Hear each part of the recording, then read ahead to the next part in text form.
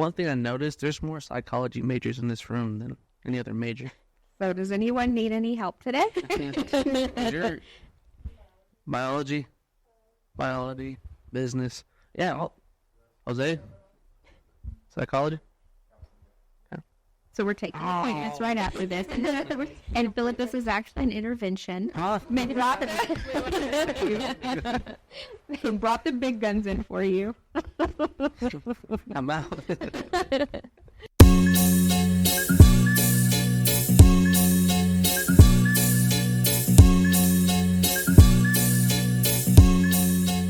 Thanks. Welcome back to the podcast, Career Talk with the CIA. I'm your host, Philip. We're your co-hosts. I'm Kylie. And I'm Lucy. And we have a very special guest today, our own coffee and donuts sponsor, Jennifer, and your business, FaithWorks. Go ahead and introduce yourself. Introduce yourself, Jennifer. I'm Jennifer Ginanni. I'm the clinical supervisor for FaithWorks Counseling. All right, so what is FaithWorks? FaithWorks is a mental health agency that offers outpatient therapy and MST services. Oh, wow. Is there one located here in Hobbs? There is. We have an MST team here in Lee County. We are very open to doing office-based work here as well, as soon as we get the clinicians hired. Okay, is it like all over the United States or just New Mexico? FaithWorks is based in Albuquerque, and they have some offices in Albuquerque. They have an office in Farmington. They have our team, our MST team, down here in Lee County. They have an office in St. Louis, Missouri, and potentially offices opening in Texas, is what I've heard. In Texas? Mm-hmm. And better be in Lubbock or Midland, because that's where I'm from. I'm hearing Dallas, but I could be wrong. I could be wrong on that. That'd be a good spot to put one. I don't quote me on that, though. So it'd be that or Houston. So, I mean, big towns in Texas. Mm-hmm. Any questions, Kylie, for Jennifer? So what is the most rewarding thing about your job? The program that I work for, that I supervise, is called MST. It's multi-systemic therapy, and we're home-based family therapy that goes into the homes and works with families. So working with families, seeing that change in dynamics in the home, we focus on adolescents, ages 11 to 17, who are having behavior problems, and these kids are probably already on probation or headed into probation, and seeing that shift into where the parents are able to manage their behaviors at home without them having to be placed outside of the home or placed in any kind of judicial system. That's the most rewarding part. I said, don't worry. I always stutter too or miss a word. Can we cut that out? I wish we can, but we can't. No. Okay. Okay. I said, we do one take and, Yeah. Remember, I think the last episode I started stuttering so bad. I'm like, oh, yeah, that's great. Fun fact, this is my first podcast ever in my entire life. So really? This is you guys are rock stars doing this all the time. Oh, thank you. This is a lot. Yeah, so we just started this year, so nice. I do appreciate you coming on here. Yeah, well, thank you for having me. Of course. Lucy? What made you want to be a clinical supervisor? Well, I was first, for years and years, just an MST clinician, and the need arose for a supervisor, and I had no desire to supervise a team at all. I wanted to stay in my lane, take care of my own clients, just do my thing. But the need was there, so I took the role, and I ended up loving it because I like watching the other clinicians grow. A lot of the MST teams that I've worked with, they are usually right out of school. Mm-hmm. So we're they're new and they're learning the ropes, and it's really cool to see them learn their skills, get really good, get really confident. And me being a part of that's really rewarding. Right. Sounds pretty cool. So what's your day-to-day basis like at FaithWorks? So I supervise this MST team. So my day-to-day is we do supervision weekly. So all of their notes, all of their interactions, all of their interventions that they work with their families, they put that into their documentation. I review that and make sure they're staying within the do loop, which is our analytical process. MST is an evidence-based model, and we have a very clear way of doing things. So I'm always reviewing documentation, making sure they're staying within that model. I help them staff issues with them as they come up with the families. I attend sessions with them if needed. Lots of meetings with the Albuquerque, with my supervisor, the clinical director, and the other teams up there. I also, because we're new down here in Lee County, I've taken on the role of community engagement in Lee County. So I'm often doing presentations, trying to get the FaithWorks in general out in the community, plus our MST program out in the community. So I'm presenting a lot, getting referrals, because our teams, they work on referrals. Our families come, they don't just, call us and say, hey, we need help. They usually are referred from the probation office, the schools, other outpatient therapists. So I'm out there meeting with those folks and getting referrals to come in, getting the message of MST out there. Okay. But lots of that, lots of meetings. Lots of meetings.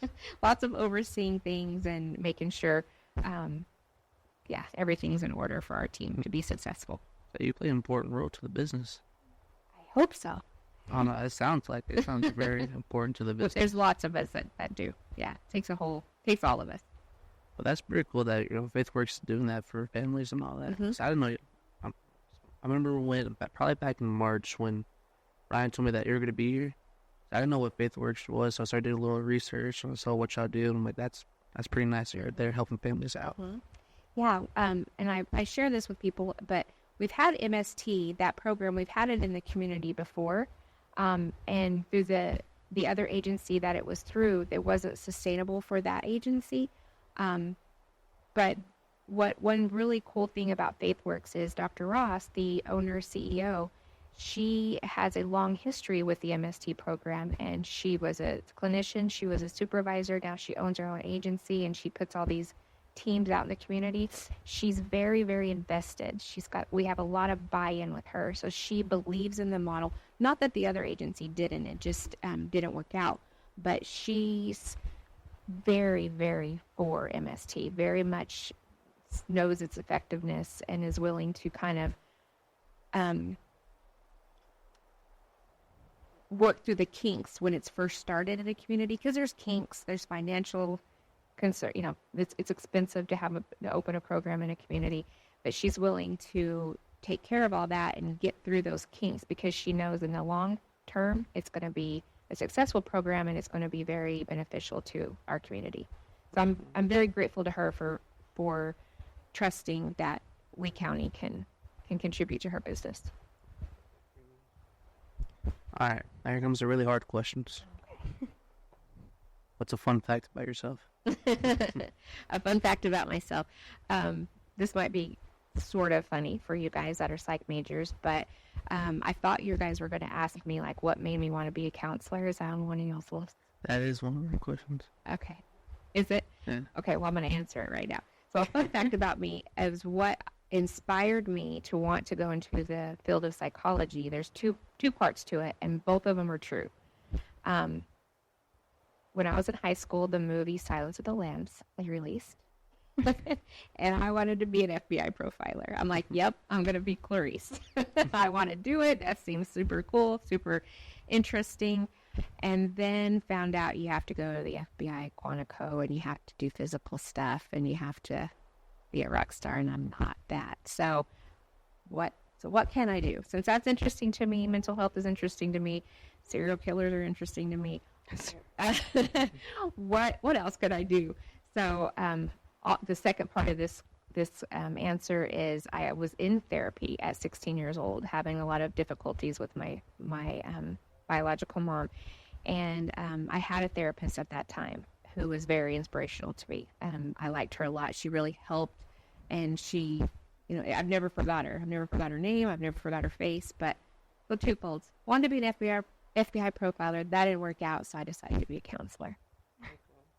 Apparently did it. Exactly the path that I wanted to do. Really? Yeah. Really? I was like, I want to be in the FBI. It just seems so cool. And then I was like, I don't know if I'll be able to make it that far. So I struggled with my mental health when I was younger, and I never reached out for help. So I wanted to be able to help people and let them know that it's okay to reach out. Yeah.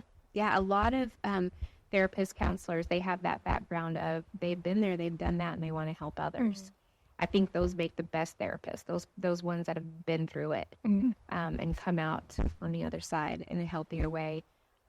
Not just learn psychology through college, through books, but been there, done that. That is exactly how my sister was. She saw Grey's Anatomy. She's like, I want to be a doctor. She's like, you know, she's. I remember one time, I got a scab on my leg, and she saw the blood. She panicked. She's, you know what? I want to go to detective. Yeah. So She changed your mind. Yeah. I changed my mind about FBI when I saw that you had to be athletic. I'm like, oh, I'm out. I am still thinking about criminal psychologist, but That would be cool. I'm leaning towards child psychologist because I really want to help kids. Yeah. The criminal psychology or forensic psychology is super interesting, super cool. Child psychologist is so needed. Yeah. So needed. There's not enough, especially in our area. I don't know where you're going to land, but wherever you land, that's going to be big. Yeah, and I know it's going to be hard, especially like hard on me, but like I didn't know I could reach out for help when I was younger, and it was really bad. And now that I like look back at it, I'm like, I could have easily reached out for help. I could have found somebody, and I just want to get out there and let people know that it's okay. It happens. So Yeah, that's awesome. I do have a question. So, where'd you go to college at? Really? Really? USW? CSW. Oh, CSW. Yeah. CSW. I forgot. You went to CSW? I did. I got my bachelor's and my master's here at USW. So, when you first got to CSW, was your major always psychology? No. Well, my bachelor's was psychology, but at that time, Brad and I were just having this conversation back in my day, because I'm old. You're not old. They didn't have a clinical, what is it called? The clinical program? Okay, the clinical mental health. They didn't have that back then. It was all under education. So my degree plan was, I graduated with a Master's of Science in Education with my school counselor was the degree I finished with. But I never had any intention to be a school counselor. And while in school, I was staying on top of the requirements to be licensed with the state of New Mexico. So I was keeping my degree plan in line with that. So when I graduated in December of 2005 with my master's, it was in school counseling, but then the licensing requirements needed 2 more classes to give me my LMHC. And so I stayed on another semester here, completed those 2 classes, and then was able to test and get my LMHC. And then I did that for a few years and then was able to apply for my independent license, my LPCC, in December of 2010-ish, I believe. Okay. Yeah, so... Does that answer your question? yeah. I'll figure out the question. Yeah, it's like whenever you first got the CSW, like, did you ever change your major at all? Or... Never. That's one thing I don't understand. Why does all psychology majors don't switch your majors? Because we know what we want to do. Set on it. See, like, I was set on chiropractor, but I switched 4 times. Now I'm doing business management. That's what we were just explaining. We knew when we were young. Like, I knew at 16 years old, if I couldn't be Clarice, I was going to be a counselor. I still love that movie, by the way. Well, that's one thing I noticed, there's more psychology majors in this room than any other major. So does anyone need any help today? Sure. Biology, business. Yeah, Jose, psychology. So we're taking appointments right after this. And Philip, this is actually an intervention. Huh? They brought the big guns in for you. I'm out. Kylie, do you have a fun question for Jennifer? I don't have any fun ones. Not yet. Oh, we're going back to Siri. Okay. Wait, Lucy. Siri space. Yeah. Okay. If you could be an animal for a day, what would you be and why?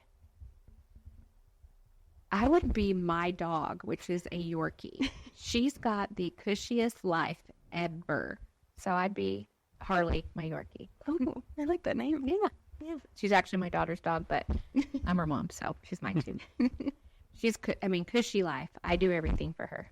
She looks at me and I feed her. She looks at me, I pet her. She looks at me funny, I take her outside. So Harley, that's what I would be. So when I was younger, I used to have a Yorkie. Those dogs are so small. tiny. Huh? Mhm. She can curl up and just almost fit in my hand. But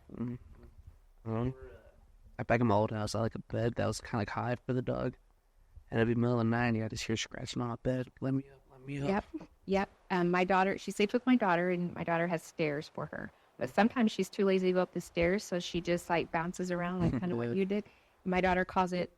She'll text me, Mom, Harley's doing her Irish tap dance in my room because her little paws are like click, click, click on the tile. Oh. Have you watched the podcast before? I haven't. Yeah, have you ever done any research? I haven't had time. I'm really busy. We just talked about how busy. But I'm going to now. I commit to it. All right. Well, this is a question I ask all of the people on the podcast. Have you been to a professional baseball game or like seen them on TV? Yeah, I'm a fan of a certain one that I think I saw your keychain earlier, and I think it's not the same one. What's your team? Red Sox. Oh, well, this includes this video for today. Right, you're a Red Sox. Boston Red Sox. Yep. Oh no. Yep. And I've seen them play the Rangers in Arlington. I've seen them 3 times, but not in Boston, but in Arlington. You don't have to go to Boston. I know. I can just drive 6 hours and see them. Root them on. Oh man, Boston Red Sox. Yeah, I know to go. All right, so yeah, you've been to a Rangers game, obviously. Yeah. You know those hot dog guys in the stands yelling? Mm-hmm. What would your hot dog yell be? Dang! I needed to prep for that one. I'm having a contest with every guest on the podcast, and so far he's tied for the lead. How do you become the lead of the? He's got a loudest, proudest hot dog yell. Oh, I'm supposed to yell. I don't know if I could do that. Or you know what? You can just say something. You don't have to yell to say something. Come on, Red Sox fans, come get your hot dogs. Okay, that's pretty good. I like, but you gotta change it to New York Yankees. No, okay. I Can't can't. be racist. I can't. It can't come out. It doesn't come out. Oh man, if my family knew I was interviewing a Red Sox fan, they would probably pull me out of this room. But What's ironic though about me liking the Red Sox and not the Yankees is I love New York City. really, Yeah. and you're not a Yankees fan. But I'm not a Yankees fan because I was a Red Sox fan first, and I'm loyal. Well, at least you're loyal. Mm-hmm. But 27 rings. That's what I like to tell people. I know. They're good. They're good, but I can't. All right, now back to the serious question. Okay. Serious. I think we already asked you, like, did someone inspire you to come work at FaithWorks? All right, sure. For FaithWorks? Not necessarily. The agency that I was previously working for and doing MST for, they weren't able to sustain the program, the MST program, and I'm a diehard MST clinician, champion, however you want to look at it. So the MST team, which is the MST services, they're the ones who do all the research and do all the, all the MST, the licensing for MST. I was in contact with a couple of their employees, and they knew that I had a long history with loving MST, and I felt that I was very passionate about having MST in Lee County. So they reached out to different agencies in the state that they thought might be interested in allowing me to open a team in Lee County. And FaithWorks, I was very, very blessed to get in contact with Dr. Ross. And so Dr. Ross, they facilitated a phone call between Dr. Ross and I told her, how I felt about MST and the need that we had in our county. She was willing, like I said earlier, she was willing to put that team in place, and that's how it came about. Okay. Yeah. Kylie? What is the hardest part about your job? The hardest part about my job is not seeing, as a clinician, it was not seeing change. When the parents would become hopeless, the parents would not be able to make those shifts in their home, and the kid got removed from the home, either placed in detention or put on probation. And that was hard because we work really, really hard on instilling hope and making that shift, and just seeing it and it doesn't happen often, but sometimes it just doesn't go down the path we want it to go down. That's the hardest. As a supervisor, what's hardest is when the team is feeling hopeless, when they have a family that they're not seeing any changes and they're not knowing how to go forward with that family. So just trying to keep everyone positive and strength focused is hard. Sometimes, not all the time. Usually we're pretty excited and pretty gung-ho about the whole process, but every now and then it gets challenging. All right, let's see. We're going to put you on pause real quick. I think we have a question. Do you have a question? Special guest, Audie. You go into this counseling path, I think it's very important. Us as counselors, we have to take care of ourselves. Mm-hmm. Self-care. Yeah, self-care is really, really important when you go into this path. I want to know what you do as self-care to make sure that you're doing well for those that need your help. Okay. You know, it's really important for us to be okay, make sure to give our best to our clients. Absolutely. So, what do you do as self-care? So over the years, since I've been in this field for 20-ish years, right at 20 years, it's changed over the years. Currently, I read a lot, and I read fiction. I don't read, journal articles or anything clinical or anything. I mean, I do read that, but for fun, I read fiction. I read thrillers and suspense and all those things that go with those serial killer vibes. It makes me sound a little weird. It's okay. I didn't think Okay. that's what I So I read a lot, and that's kind of, I call that my escape. That's my downtime. That's when I can forget what's happening in work, in real life, at home with my, I have a teenager, so that's a whole nother situation. So I read a lot, and then I've recently really started enjoying fishing and hiking. So weird, but I really, it's just super peaceful. I'm trying to get a little healthier as I get older, get a little more fit, and because I'm realizing I need to get my act together. So that kind of thing. That's what I'm doing currently. But we're huge. FaithWorks is huge on self-care. As a matter of fact, Dr. Ross even offers for FaithWorks employees, she offers a kind of a stipend monthly that we can only spend on self-care. We can't spend it on just anything. It has to be on self-care. And then for her contractors, the contractors that work for FaithWorks, she provides them monthly massages because she's big, and they're really big, and they back it up. They're really big on home family work balance.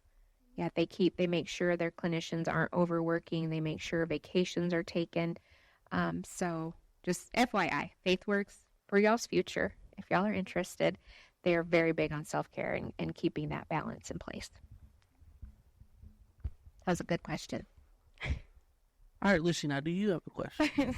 So what was the hardest part of the process to get where you're at now?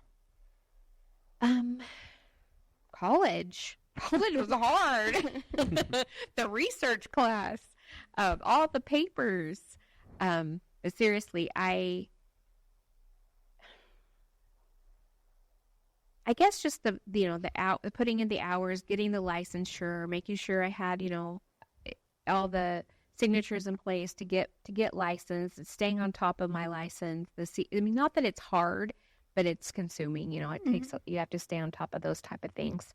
But really, I have always wanted to be in this field since I was 16. And I never changed my major. I've never changed my career. I've never thought about doing anything different. So I can't think of anything that's been extremely hard because it's always been something that I really, truly wanted.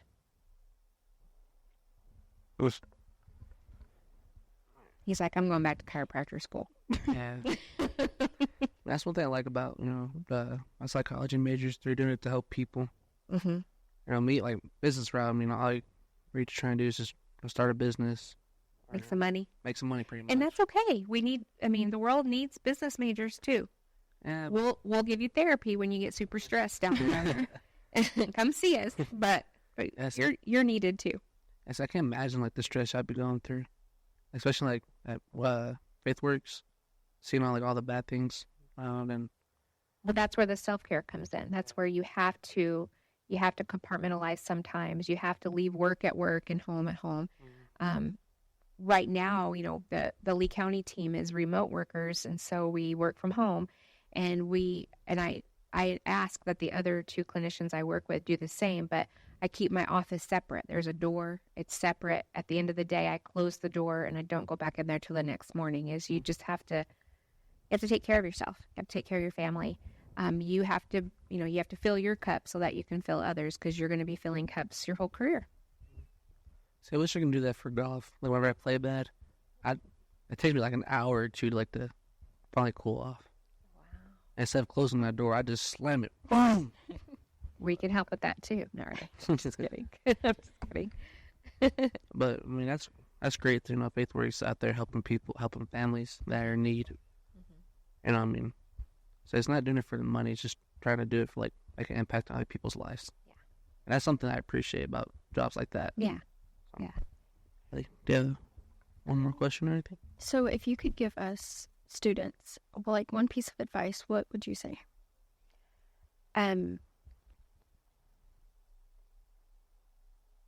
So as a student, I wish that and I did do this, and so I'm going to encourage you guys to do this, is to stay on top of, in whatever state you're planning to land in, to stay on top of their licensing requirements, making sure your degree plan is aligned with that, so that when you do finish school, you're not going, oh, what am I going to do now? Does that make sense? Yes.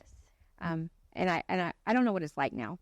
You guys might have advisors or whoever that helps with that, but if I hadn't have been on top of that and making sure I was keeping track of what was required, I would have graduated and not known that I was missing 2 classes. So just knowing what your licensing requirements are going to look like. Okay. Really good. Lucy, You didn't know that. you want a Any more question? questions? Audible? Or no? Ray, do you have a question? It's up to you. Can you the podcast? She's a bio major. She's good. Don't ask me any biology questions.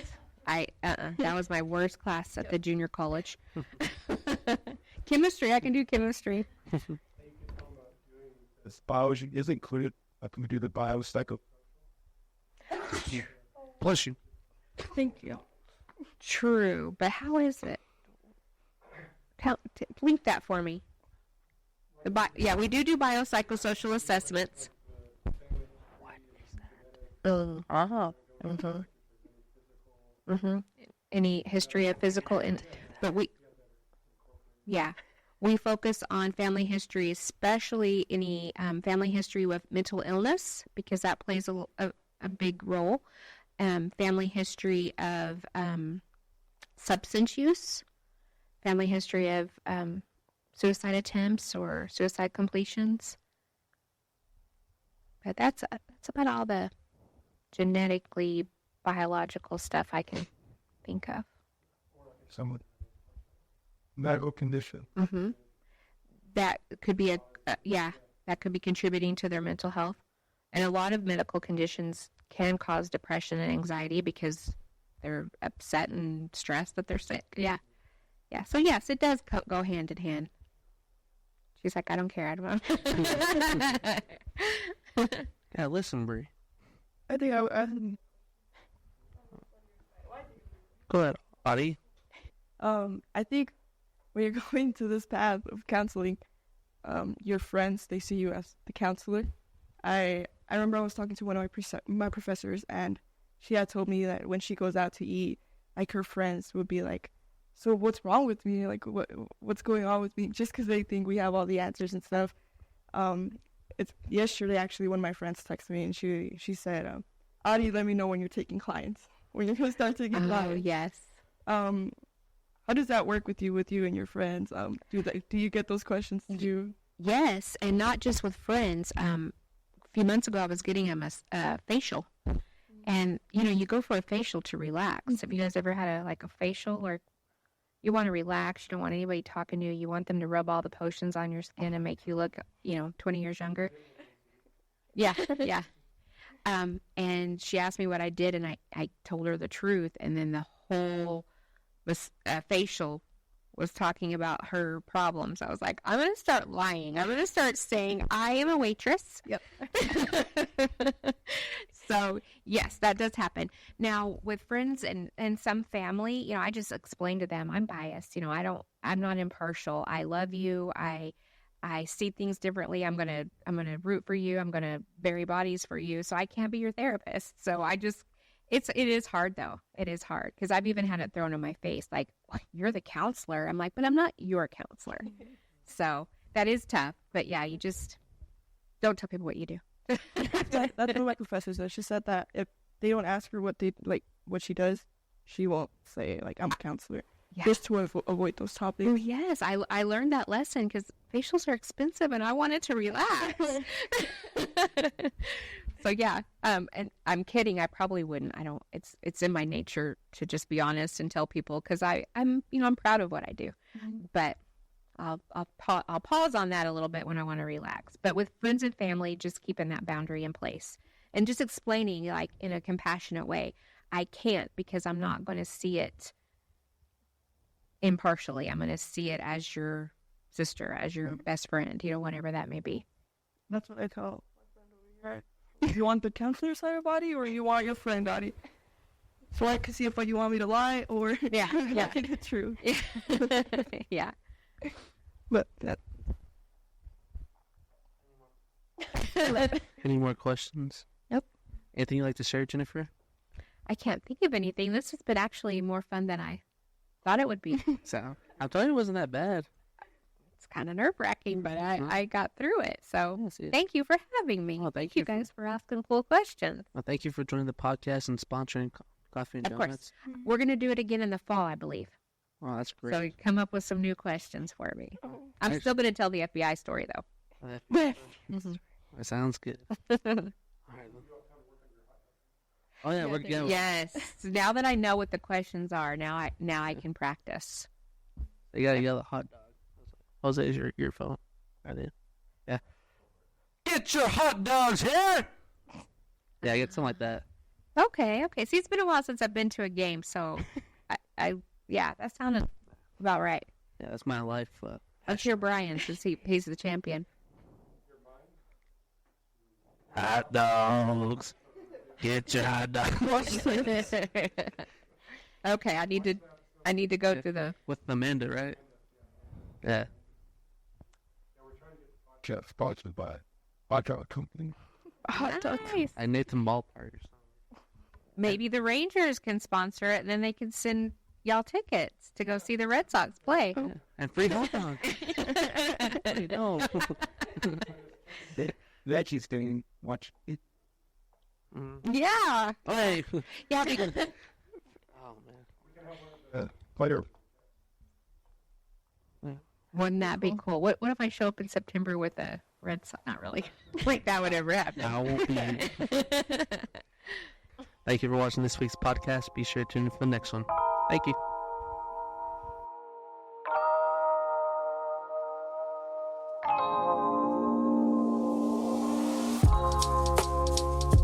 Get another I donut. need to get Jose. more They're information pretty good. instead of always Don't listen to Philip. just Don't listen to assuming. Carly. He's very annoying. She's very annoying. And rude. Stop repeating. I do know that our clinical director, her husband is the one Those donuts are pretty good. Huh? Oh, the donut.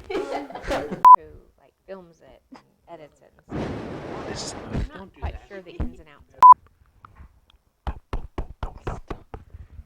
Yeah, we use 4, right, Brian? Dude, no. He's actually losing his mind.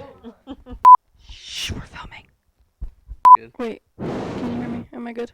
Stop blowing into the mic. We're good. We're good. We're good. Okay.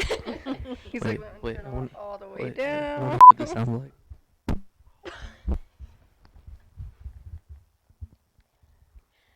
What is your... Were we recording at all? That needs to go in the bloopers. Ow. Oh, bless you. Bless you. Bless you. Oh, camera. One of the cameras picked it up, but I want a hot dog for lunch. Thank you, brother. Thank you. I think they're laughing at me, but it's Philip might okay. be the weirdest person I've ever met in my entire life. Special teams, special plays, special players. Brother. Dude, what? We